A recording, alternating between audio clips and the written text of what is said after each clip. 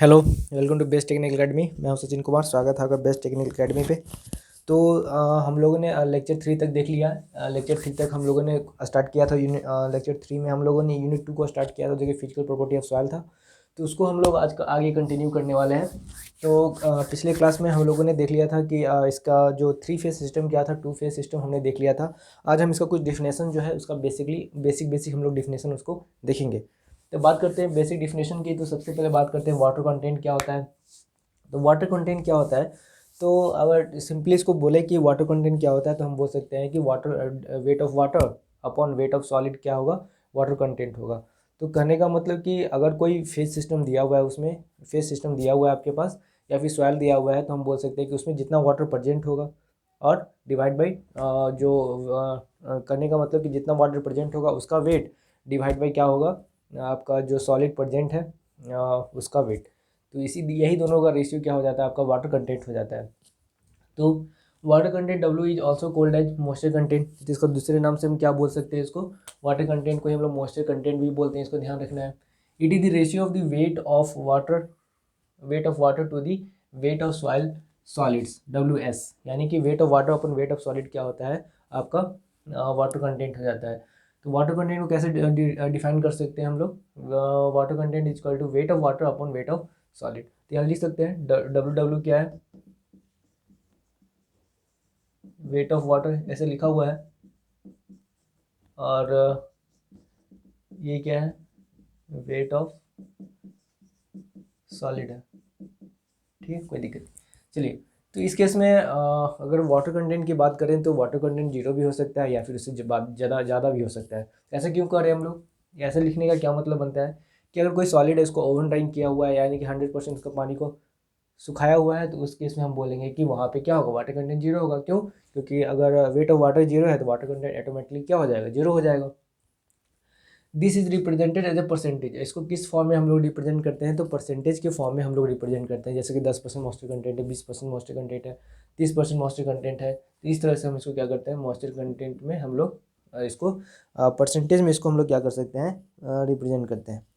चलिए ठीक है, 100 से मल्टीप्लाई कर दिए तो परसेंटेज में आएगा वैल्यू। अब the water content of oven drawing soil is 0। तो अगर आप किसी भी सॉइल को आप ओवन ड्राइंग कर रहे हो, ओवन ड्राइंग मेथड है जिसमें क्या कर सकते हैं हम लोग उसको सुखाते हैं, तो उसमें क्या होगा कि 100% क्या होगा, वाटर निकल जाएगा। तो वाटर जब निकल जाएगा तो उस केस में वाटर कंटेंट तो 0 हो जाएगा। क्यों? क्योंकि वेट ऑफ वाटर क्या हो जाएगा, उस केस में 0 हो जाएगा।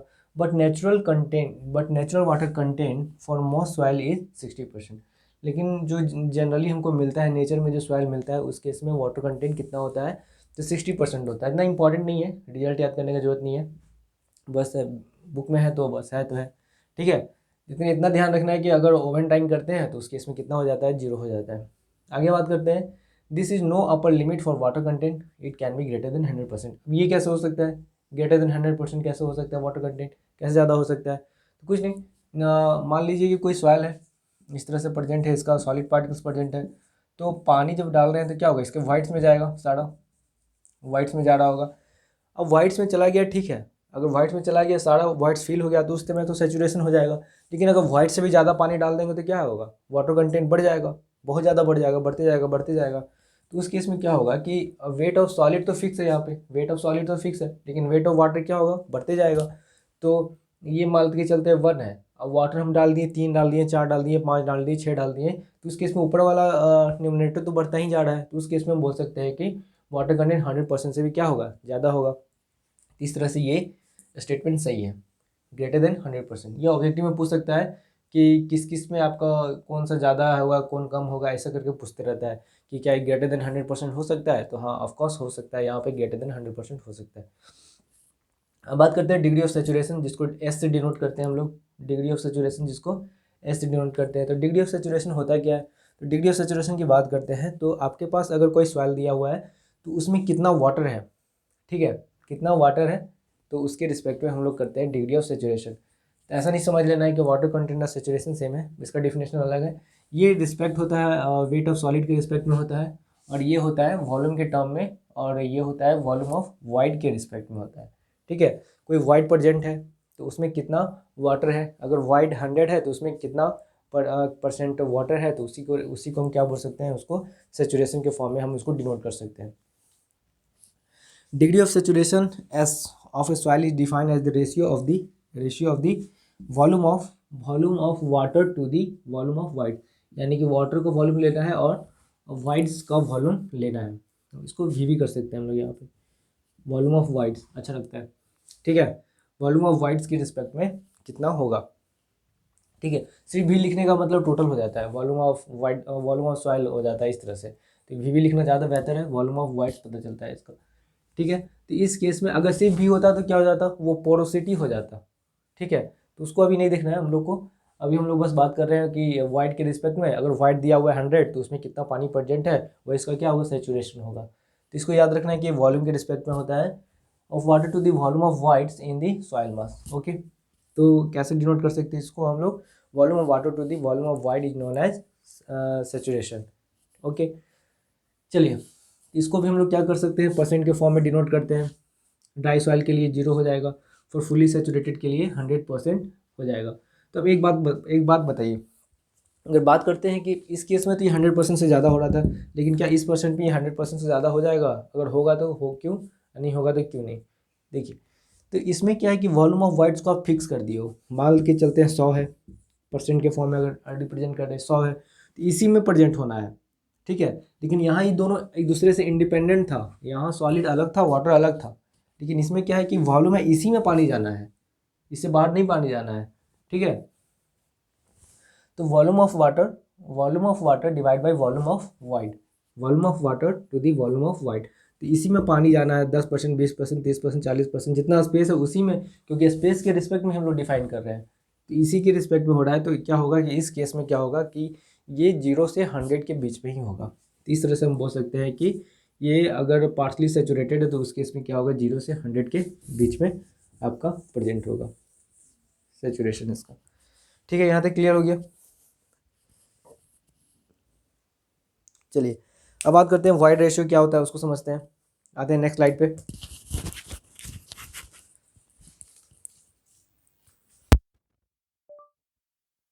It's 12:34.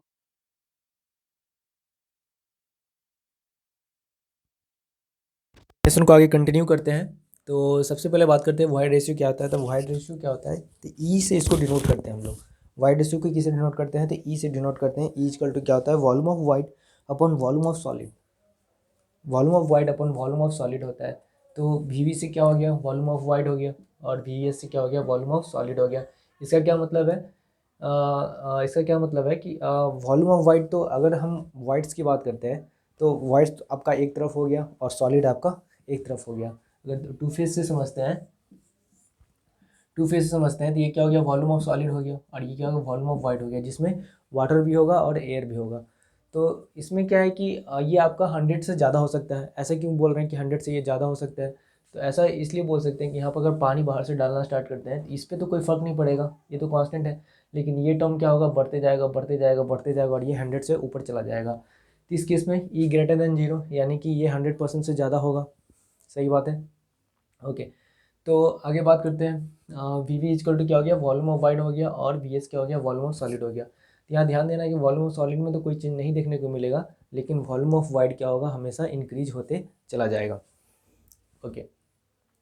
अगर ऐसा समझ में नहीं आता है तो ऐसा समझ लेना है कि उसमें बस पानी हम बाहर से डाल रहे हैं तो उसमें क्या चेंजेस देखने को मिलता है। तो इसमें तो कोई चेंज नहीं देखने को मिलेगा वॉल्यूम ऑफ सॉलिड में, लेकिन वॉल्यूम ऑफ वाइड क्या होगा, इंक्रीज होते चला जाएगा, ठीक है। चलिए, तो it is expressed in decimal. अभी तक जो भी देख रहे थे सारे को परसेंटेज में डिनोट कर रहे थे, जैसे कि सेचुरेशन हो गया, या फिर वाटर कंटेंट की बात कर रहे थे, तो सारे को हम लोग क्या कर रहे थे कि परसेंट में डिनोट कर रहे थे। लेकिन इस केस में क्या है, ये आपका सेकेंड नहीं थर्ड होना चाहिए, वाइड रेशियो थर्ड होगा।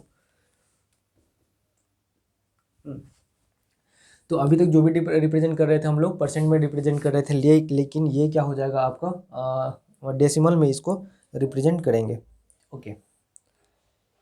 चलिए, तो in general E greater than 0, इसका कहने का क्या मतलब है कि इसका कोई अपर लिमिट नहीं होगा। कैसे, वो हम लोग देख चुके हैं कि अगर बाहर से पानी डालते हैं तो वॉल्यूम ऑफ सॉलिड तो कांस्टेंट है, लेकिन ऊपर का टर्म बढ़ते जाएगा, तो बढ़ते जाएगा, जितना डालेगा उतना बढ़ते जाएगा, 100%, 200%, 400%, इस तरह से।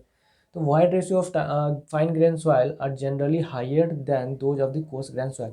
अब इसका कहने का मतलब क्या है कि वाइड रेशियो अगर फाइन ग्रेन सॉइल का ज़्यादा है कंपेरिजन टू दी किसके, कोर्स ग्रेन सॉइल के कहने का मतलब। तो ऐसा कैसे बोल सकते हैं हम लोग कि कोर्स ग्रेन सॉइल का वाइड रेशियो कम होता है और फाइन ग्रेन सॉइल का कोर्स ग्रेन स्मॉल होता है। तो अगर हम फाइन की बात करते हैं इस तरह से बहुत सारा पार्टिकल होगा इसमें, लेकिन कोर्स की बात करते हैं तो बड़ा बड़ा पार्टिकल होगा इतने एरिया में, ठीक है। तो ये छोटा छोटा होने की वजह से क्या होगा कि यहाँ वॉल्यूम ऑफ वाइट्स क्या है, इसका साइज तो छोटा छोटा होगा लेकिन बहुत सारा वाइट्स होगा इसमें, ठीक है। यहाँ क्या होगा कि वॉल्यूम ऑफ वाइट्स कम होगा लेकिन जो भी होगा बड़ा होगा। तो इस केस में क्या होता है कि वॉल्यूम ऑफ छोटा छोटा वाइट्स को अगर ऐड करते हैं तो इसके कंपेरिजन में ये क्या हो जाता है, ज़्यादा हो जाता है। तो अगर वॉल्यूम ऑफ वाइट्स ज़्यादा हो गया तो क्या होगा, वाइट रेशियो भी क्या होगा, ऑफकोर्स ज़्यादा हो जाएगा। इसलिए हम बोलते हैं कि void ratio of the fine grain soil are generally higher than those of coarse grain soil. तो कोर्स ग्रेन सॉइल के कंपेरिजन में क्या होता है कि फाइन ग्रेन सॉइल का वाइट रेशियो क्या होता है, ज़्यादा होता है। बस इतना ध्यान रखना है कि फाइन ग्रेन सॉइल में छोटा छोटा वाइड होता है लेकिन बहुत ज़्यादा वाइड होता है। चलिए अब बात करते हैं पोरोसिटी एन की बात करते हैं। तो पोरोसिटी क्या होता है, तो कोई पोरोसिटी करने का मतलब कोई सॉइल का मास दिया हुआ है आपके पास, उसमें बोल रहा है कि कितना इसमें क्या है, इसमें कितना वाइट्स प्रेजेंट है, तो वाइट्स करने का मतलब इसमें वाटर भी कितना है और एयर भी, दोनों का कंबाइंड इफेक्ट हम लोग लेते हैं। किसके रिस्पेक्ट में, सॉलिड के रिस्पेक्ट में नहीं लेते हैं, किसके रिस्पेक्ट में, तो टोटल वॉल्यूम के रिस्पेक्ट में। तो जब टोटल में ले रहे हैं और अगर बात कर रहे हैं ऊपर क्या रख रहे हैं हम लोग, वॉल्यूम ऑफ वाइड रख रहे हैं और नीचे क्या रख रहे हैं, टोटल रख रहे हैं। तो अगर बाहर से पानी डाल रहे हो आप तो क्या कर रहे हैं, ये तो ऊपर वाला तो बढ़ेगा ही, साथ में क्या होगा, ये भी वॉल्यूम ऑफ सॉइल भी बढ़ेगा। क्यों, क्योंकि वॉल्यूम ऑफ सॉइल में सारा कुछ आता है, वॉल्यूम ऑफ वाइड भी आता है, वॉल्यूम ऑफ सॉलिड भी आता है। तो ये भी क्या होगा, इंक्रीज करना स्टार्ट करेगा, ये भी इंक्रीज करना स्टार्ट कर देगा। तो इस केस में ये 100% से कम ही हो जाता है, ऐसा समझ सकते हैं कि इस केस में क्या होगा, ये 100% से कम हो जाएगा। ओके चलिए, तो वी क्या है, वॉल्यूम ऑफ वाइड्स है, वी क्या है, टोटल वॉल्यूम ऑफ सॉइल है। It is expressed in percentage, porosity जो होगा 0 से 100% के बीच में होगा। अब आगे बात करते हैं, note void ratio E and porosity. तो कहने का मतलब इस केस में क्या है, नोट की अगर बात करते हैं तो इसमें क्या लिखा हुआ है, इसमें ये लिखा हुआ है कि आपका जो है ये भी क्या बताता है, void ratio and porosity both have same significance. कहने का मतलब कि ये वाइड रेशियो क्या होता है, volume of wide upon volume of solid होता है, यानी कि ये भी वॉल्यूम ऑफ वाइड के रिस्पेक्ट में आता है, ये भी वॉल्यूम ऑफ वाइड भी है, दोनों में वॉल्यूम ऑफ वाइड के ही बारे में लगभग बता रहा है। लेकिन इसको हम लोग ज़्यादा अच्छा मानते हैं कंपेरिजन टू दी पोरोसिटी। ऐसा क्यों, क्योंकि ये किसी फिक्स टर्म के रिस्पेक्ट में बताता है, ये किसी फिक्स टर्म के रिस्पेक्ट में बताता है, लेकिन ये फिक्स टर्म के रिस्पेक्ट में नहीं बताता है। ऊपर वॉल्यूम ऑफ वाइड अगर बढ़ता है तो वॉल्यूम ऑफ सॉइल भी बढ़ता है। इसलिए हम बोल सकते हैं कि ये ज़्यादा कंपेरिजन ई जो है ज़्यादा बेहतर है इनके कंपेरिजन में, ठीक है। तो void ratio E and porosity and both have same significance, but void ratio is more widely adopted than porosity because volume of solid which is used in wide ratio is more stable than total volume of used in porosity। तो कहने का मतलब कि इसका अगर denominator की बात करते हैं तो ये तो चेंज करता है, लेकिन इसमें क्या है, डेनोमिनेटर फिक्स है, वॉल्यूम ऑफ सॉलिड फिक्स है। तो इसलिए हम लोग क्या करते हैं कि वाइड रेशियो को पोरोसिटी के कंपेरिजन में हम लोग ज़्यादा बेहतर मानते हैं, उसको ज़्यादा अडॉप्ट करते हैं हम लोग। ओके, तो ये आपका हो गया 4 डिफिनेशन हो गया। अब आगे डिफिनेशन पे आते हैं हम लोग। तो अगला जो डिफिनेशन है आपका पोरोसिटी है, एयर कंटेंट है। चलिए, तो पोरोसिटी देखते हैं क्या होता है, एयर कंटेंट क्या होता है उसको समझते हैं। आते हैं नेक्स्ट स्लाइड पे। It's 12:53.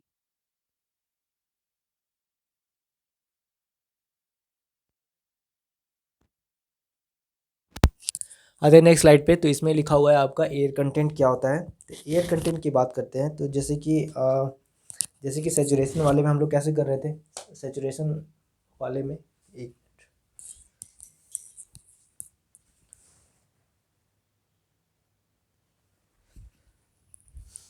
चलिए, तो बात कर रहे थे कि सैचुरेशन वाले में हम लोग कैसे कर रहे थे। तो सैचुरेशन वाले में जो जैसे कर रहे थे बिल्कुल वैसा ही इसमें करना है। सैचुरेशन वाले में बस हम लोग वाटर लेके चल रहे थे, इसमें हमको क्या लेके चलना है, हमको एयर लेके चलना है, ठीक है। तो the air content of soil AC is defined as the ratio of total volume of air to the total volume of soil voids, ठीक है, total volume of soil voids। तो जैसे कि सैचुरेशन में आप क्या लेके चल रहे थे, सॉइल वाइड्स लेके चल रहे थे सैचुरेशन में, यानी कि ऊपर वाटर ले रहे थे, वॉल्यूम ऑफ वाटर ले रहे थे, और नीचे क्या ले रहे थे हम लोग, वॉल्यूम ऑफ वाइड लेके चल रहे थे। यहाँ पे कुछ नहीं करना है, यहाँ पे बस एयर को लेके चलना है। तो अगर बात करते हैं कि सेचुरेशन प्लस AC क्या होगा, तो सेचुरेशन का क्या था, volume of water divide by volume of white. इसमें क्या हो जाएगा, volume of air divide by volume of void. तो ये वॉल्यूम ऑफ वाइट अगर जोड़ते हैं फाइनली तो क्या हो जाएगा, volume of water plus volume of air, volume of water plus volume of air क्या हो जाएगा, तो टोटल वॉल्यूम ऑफ वाइट नहीं हो जाएगा, तो ये फाइनली कितना हो जाएगा, 1 हो जाएगा। तो इस तरह से हम कह सकते हैं कि सेचुरेशन प्लस AC जो होगा, S प्लस AC कितना होता है, 1 होता है। इसको याद रखना है कि सेचुरेशन प्लस एयर कंटेंट की अगर बात करते हैं तो इसके इसमें कितना होता है, 1 होता है। VA इक्वल टू क्या होता है, volume of air in white, सही बात है। VW क्या होता है, वॉल्यूम ऑफ वाइट होता है, it is expressed in percentage. और इसको हम कैसे डिनोट करते हैं, तो परसेंटेज के फॉर्म में इसको हम लोग डिनोट करते हैं। याद हो जाएगा इतना। चलिए, तो एयर कंटेंट की बात हो गई, एयर कंटेंट की बात हो गई, सेचुरेशन की बात हो गई। बात करते हैं परसेंटेज एयर वाइट्स की बात करते हैं। तो कोई भी वॉल्यूम ऑफ सॉइल है, ठीक है, उसमें कितना एयर प्रेजेंट है उसी को क्या बोलते हैं, एयर परसेंटेज एयर वाइट्स। यहाँ कन्फ्यूज नहीं करना है, पोरोसिटी से कन्फ्यूज नहीं करना है। पोरोसिटी में क्या था कि वॉल्यूम ऑफ वाइट, या क्या था, वॉल्यूम ऑफ वाइट था, टोटल वॉल्यूम ऑफ वाइट था divide by volume of soil था। तो यहाँ पे टोटल वॉल्यूम ऑफ वाइट नहीं देके यहाँ पे क्या करना है, बस एयर का हमको वाइट देना है, ठीक है। इसमें पानी वाला चीज़ को हटा के हमको टोटल जो एयर का सिर्फ लेना है यहाँ पे, तो उस केस में क्या बोलेंगे, परसेंटेज एयर वाइट बोल देंगे। तो percentage air voids Na is defined as the ratio of volume of air, ratio volume of air to the total volume of soil. सब कुछ पोरोसिटी जैसा ही है, बस यहाँ पे वॉल्यूम ऑफ वाइट नहीं होके वॉल्यूम ऑफ एयर आ जाता है, ठीक है। तो VA क्या है, वॉल्यूम ऑफ एयर है, और VB क्या है, टोटल वॉल्यूम ऑफ सॉइल है। तो इस केस में इसको भी क्या करते हैं हम लोग, परसेंटेज के फॉर्म में ही डिनोट करते हैं, ठीक है। तो सबको हम लोग परसेंटेज के फॉर्म में डिनोट करते हैं। बस एक केस था आपका कि जो वाइट्स था, वाइट्स को हम लोग क्या करते हैं, डेसिमल में हम लोग डिनोट किया करते थे। तो आगे बात करते हैं यूनिट वेट क्या होता है, समझते हैं यूनिट वेट क्या होता है। तो यूनिट वेट में हम लोग को दो चीज़ पढ़ने को देखने को मिलता है, एक बल्क यूनिट वेट देखने को मिलता है, एक ड्राई यूनिट वेट हम लोग को देखने को मिलता है। एक बल्क यूनिट वेट देखने को मिलता है, एक ड्राई यूनिट वेट देखने को मिलता है। तो अगर बात करते हैं कि ड्राई यूनिट वेट क्या होता है, बल्क यूनिट वेट क्या होता है, तो सबसे पहले बल्क यूनिट वेट को समझते हैं। तो बल्क यूनिट वेट में क्या हो जाएगा कि इसको गामा T से हम लोग डिनोट करते हैं, ठीक है। तो इसको क्या करते हैं कि वेट पर यूनिट वॉल्यूम जो होता है, यहाँ ध्यान देना है, वेट के बारे में बोल रहे हैं ना कि मास बोल रहे हैं। तो वेट पर यूनिट मास जो वेट पर यूनिट वॉल्यूम जो होगा वही क्या होगा, बल्क होगा। बल्क की बात कर रहे हैं यानी समूचे सॉइल की बात कर रहे हैं। तो समूचे सॉइल की जब बात कर रहे हैं तो जब वेट लेंगे तो समूचे सॉइल का वेट लेंगे, और वॉल्यूम जब लेंगे तो समूचे सॉइल का क्या लेंगे हम लोग, वॉल्यूम लेके चलते हैं। तो it is the ratio of total weight of the soil to the total volume of soil mass. Gamma T equal to क्या होगा, वेट पर यूनिट वॉल्यूम हो जाएगा। इस केस में हम लोग क्या कर सकते हैं, it is expressed in kilo newton per metre cube. तो वेट का क्या होगा, किलो न्यूटन होगा, और यूनिट की अगर बात करते हैं वॉल्यूम का क्या होगा, मीटर क्यूब होगा। इस तरह से इसका यूनिट जो होता है kilo newton per metre cube हो जाता है। इसको अगर फर्दर एक्सटेंड करें हम लोग तो क्या देखने को मिलता है, अगर वेट की बात करते हैं तो वेट किसकी वजह से होगा, किसी सॉइल का, तो उसमें जो सॉलिड पार्टिकल होगा उसकी वजह से होगा। उसमें जो वाइट्स होगा तो वाइट्स में कौन सा, वाटर की वजह से होगा, एयर की वजह से उसका वेट होता नहीं। तो इसको अगर लिखना चाहे तो वेट ऑफ एयर भी लिख सकते हैं, लेकिन इसका कोई सेंस नहीं बनता है, तो इसको हटा देना ही बेहतर है। अगर वॉल्यूम की बात करते हैं तो इसमें सॉलिड की वजह से भी वॉल्यूम होता है, वाटर की वजह से भी होता है, और एयर की वजह से भी इसमें क्या होता है, आपका वाइट्स देखने को, वॉल्यूम देखने को मिलता है। तो इस तरह से इसको हम लोग डिनोट कर सकते हैं, फार्मूला को लिख सकते हैं। अब आगे बात करते हैं, ये तो हो गया kilo newton per metre cube में इसको डिनोट करते हैं। अब हमारे पास आता है बल्क डेंसिटी क्या होता है। जैसे ये बल्क यूनिट वेट पढ़े हम लोग, अब बल्क डेंसिटी क्या होता है, तो बस कुछ नहीं, जो बल्क यूनिट वेट है उसी में क्या करना है, यहाँ जो वेट लेके चलते थे यहाँ पे बस इसको मास लेके चलना है और कुछ नहीं करना है। तो मास पर यूनिट वॉल्यूम जो होगा वही आपका क्या हो जाएगा, bulk density define as the ratio of the total soil mass. यहाँ ध्यान देना है, सॉइल मास के बारे में बात कर रहा है, to the total volume, correct है। तो रोटेज इक्वल टू क्या हो जाएगा, मास पर यूनिट वॉल्यूम हो जाएगा। बस यहाँ पे मास लेके चलना है, इतना ध्यान लेके चलना है, ठीक है। इसको केजी पर मीटर क्यूब में हम इसको हम लोग क्या करेंगे, डिनोट कर देंगे। अब बात करते हैं ड्राई यूनिट वेट क्या होता है। तो जैसे यहाँ ड्राई यूनिट वेट देखेंगे उसी तरह से यहाँ पे जैसे बल्क डेंसिटी देखे थे, तो इसके बाद हम लोग क्या कर लेंगे, ड्राई डेंसिटी भी हम लोग देख लेंगे। तो सबसे पहले बात करते हैं कि ड्राई यूनिट वेट क्या होता है। तो बेसिक डिफिनेशन तो यही रहेगा, ऊपर वेट रहेगा नीचे वॉल्यूम रहेगा। बस यहाँ पे क्या कर रहे थे कि टोटल मास ले रहे थे। अब हमको क्या लेना है, ड्राई वाले में जो सूखा हुआ मिट्टी जो होगा उसका हमको वेट लेके चलना है। It is ratio of the total dry wait of soil, यानी कि जो सॉइल है उसका क्या लेना है, ड्राई वेट लेके चलना है हमको to the total volume of soil mass. तो क्या करना है यहाँ पे, ड्राई वेट ऑफ सॉइल लेके चलना है। क्या लेके चलना है, ड्राई वेट ऑफ सॉइल लेके चलना है टू द टोटल वॉल्यूम। बस डिफरेंस ये दोनों में क्या डिफरेंस है, बस इतना है कि यहाँ पे जो वेट ले रहे हैं हम लोग ड्राई वाला सूखा वाला वेट है हमको लेके चल रहे हैं, तो WS/B हो जाएगा। तो अगर चलिए यहाँ तक क्लियर हो गया। अब बात करते हैं कि इस सबसे सिग्निफिकेंस हमको क्या मिलता है कि ड्राई यूनिट वेट कहने का मतलब क्या है। तो ड्राई यूनिट वेट कहने का ये मतलब है कि अगर दो सॉइल दिया हुआ है आपके पास, सॉइल ए है सॉइल बी है, तो अगर सॉइल ए ज़्यादा आपका इसका ड्राई यूनिट वेट है तो हम कह सकते हैं, अगर बी के कंपेरिजन में ए का ज़्यादा आपका ड्राई यूनिट वेट है तो हम कह सकते हैं कि ये वाला जो होगा ज़्यादा कॉम्पैक्ट होगा। कॉम्पैक्ट करने का मतलब ज़्यादा मजबूती से बंधा होगा इस तरह से, ठीक है। तो more dry unit weight means the more dense और कॉम्पैक्टेड इज द सॉइल, यानी कि ज़्यादा डेंस होगा, ज़्यादा कॉम्पैक्टेड होगा, ठीक है। तो इस तरह से सेंस बनता है। तो इसके बाद ड्राई यूनिट वेट के बाद हम लोग देख लेते हैं ड्राई डेंसिटी क्या होता है, ठीक है। चलिए आते हैं अगले स्लाइड पे फिर।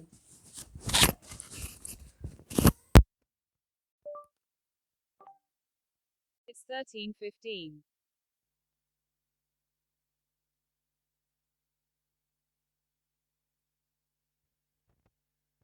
Now we have to come to the next topic. Next slide. Okay, let's start it. सबसे पहले बात करते हैं ड्राई डेंसिटी क्या होता है।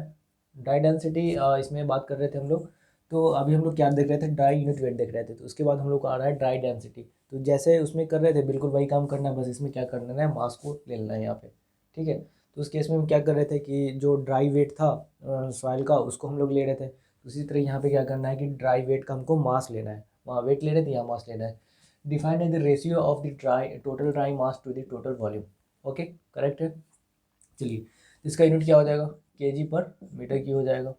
आगे बात करते हैं सैचुरेटेड यूनिट वेट क्या होगा। तो सैचुरेटेड यूनिट वेट कहने का मतलब क्या है कि कोई भी सॉइल है तो उसका हमको वेट लेना है जो कि क्या हो, सैचुरेटेड में हो, सैचुरेशन में हो। सैचुरेशन करने का मतलब क्या है, उसमें एयर प्रेजेंट नहीं हो, जितना भी वाइट्स होगा सारा कुछ क्या होगा, पानी से भरा होगा, तो उसका वेट लेना है।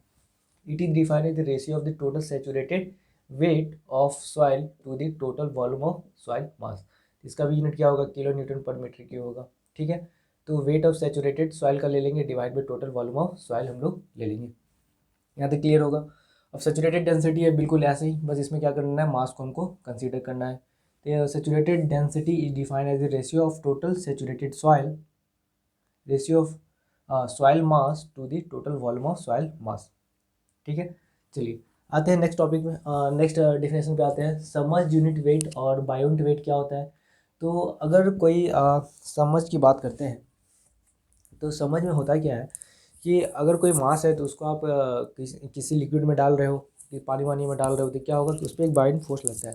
तो जिसकी वजह से क्या होगा कि जो आपका सैचुरेटेड वेट था, यहाँ पे जो सैचुरेटेड वेट मिल रहा था, तो उसका क्या होगा कि अगर भार में कमी आता है, आर्किमिडीज के प्रिंसिपल के अनुसार अगर भार में कमी आएगा, तो अगर वेट में अगर कमी आता है तो आपका ऑटोमेटिकली क्या हो जाएगा, वो इसका जो यूनिट वेट जो होगा वो भी क्या होगा, थोड़ा कम हो जाएगा। तो इस तरह से गामा डैश इक्वल टू क्या होता है, gamma saturated minus gamma W हो जाता है। और गामा डैश इक्वल टू क्या होता है, जो वेट होगा वो भी थोड़ा कमेगा। तो गामा समझ जो वेट होगा पानी में डुबाने के बाद जो उसमें भार प्रतीत होगा, वही भार को हम लोग यहाँ ले लेते हैं, ठीक है।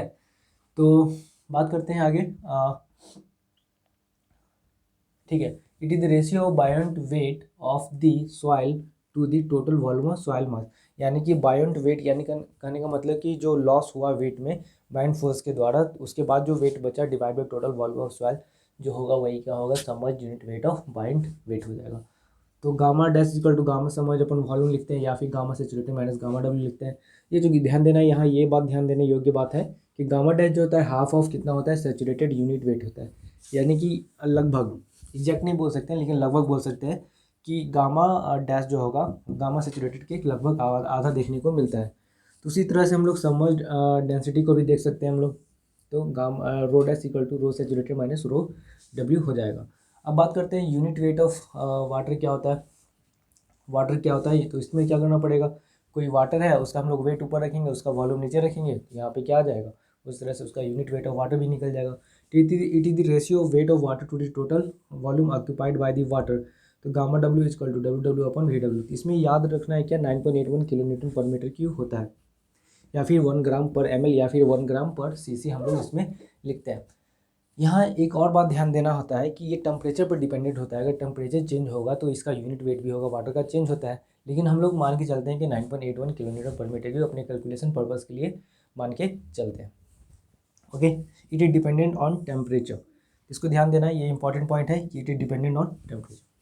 ठीक है, तो ई पॉइंट तक हो गया। उसके बाद बात करना है हम लोग को, चलिए इसका यूनिट वेट तो समझ में आ गया, किलो मीटर पर मीटर क्यूब हो जाएगा। उसके बाद हम लोग बात करते हैं स्पेसिफिक ग्रेविटी क्या होता है, इसको समझेंगे।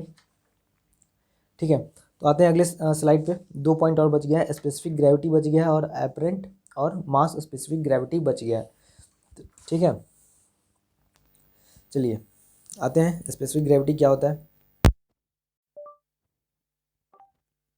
It's 1334.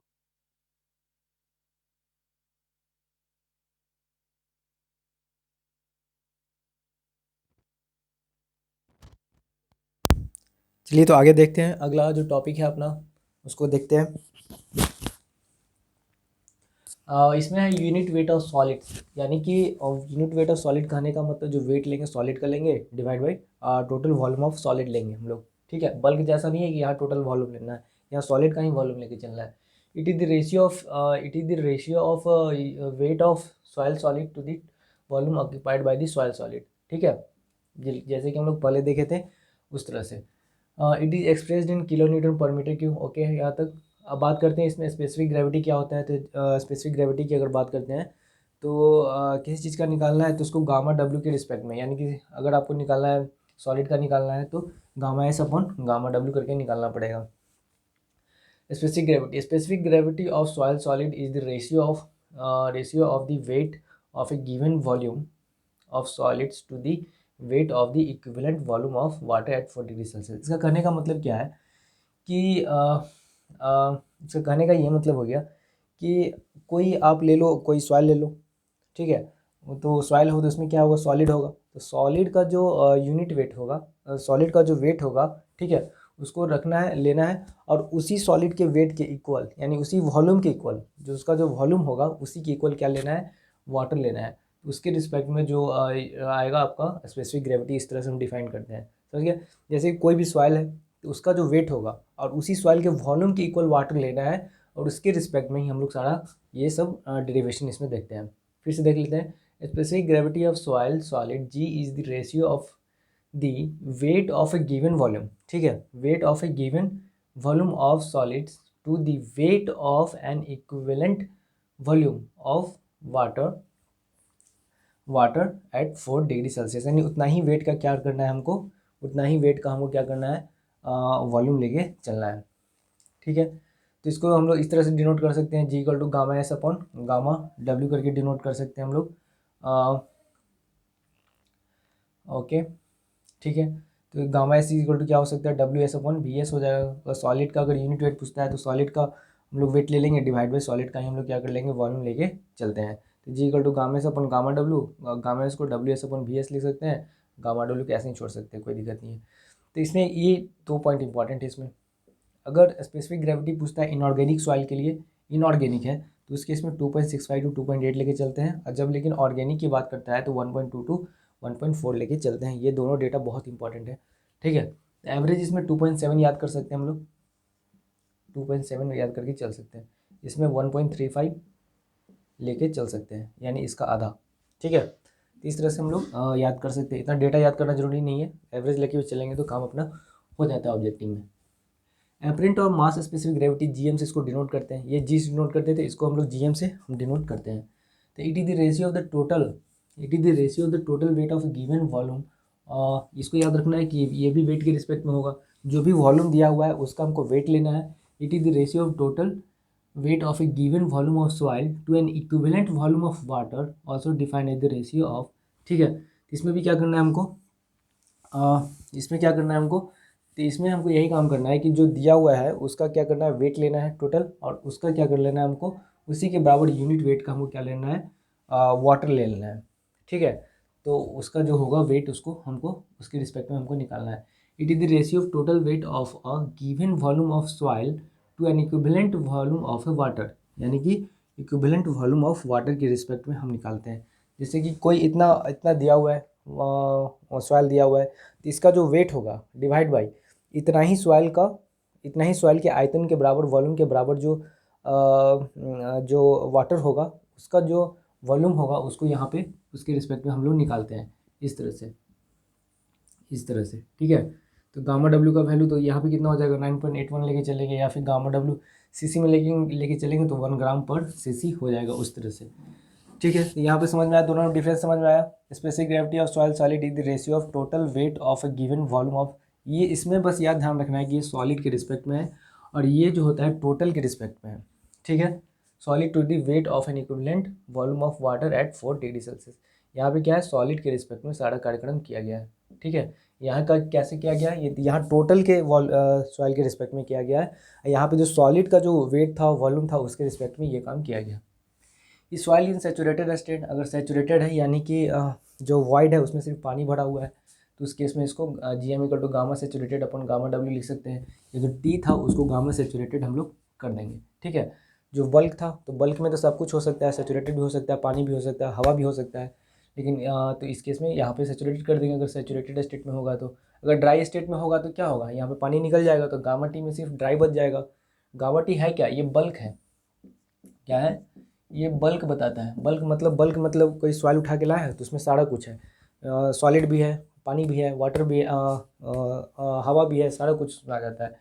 तो पूरा पानी भर देंगे तो सेचुरेटेड कंडीशन में आ जाएगा, जब पूरा पानी निकाल देंगे तो ड्राई कंडीशन में आ जाएगा, तो सारा कुछ वही रह जाएगा, G equal to gamma D upon gamma W.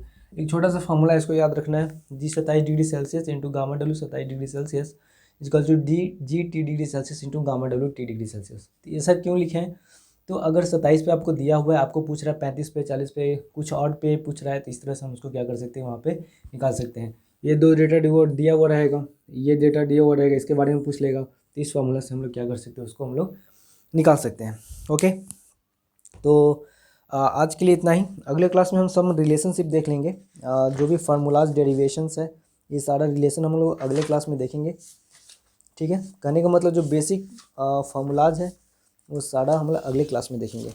कुछ क्वेश्चंस है उसको भी शायद उसको भी कर लेंगे, कुछ क्वेश्चन को भी हम लोग कर लेंगे, ठीक। फिर वाटर कंटेंट जो होता है, method of derivation of water content आपको दिया हुआ है ओवन डाइंग मेथड से, होने को तो बहुत होता है, पिक्नोमीटर भी होता है, तो ओवन डाइंग मेथड से हम लोग बस उसको सीखेंगे, ठीक है। तो मिलते हैं अगले क्लास में, best of luck, thank you.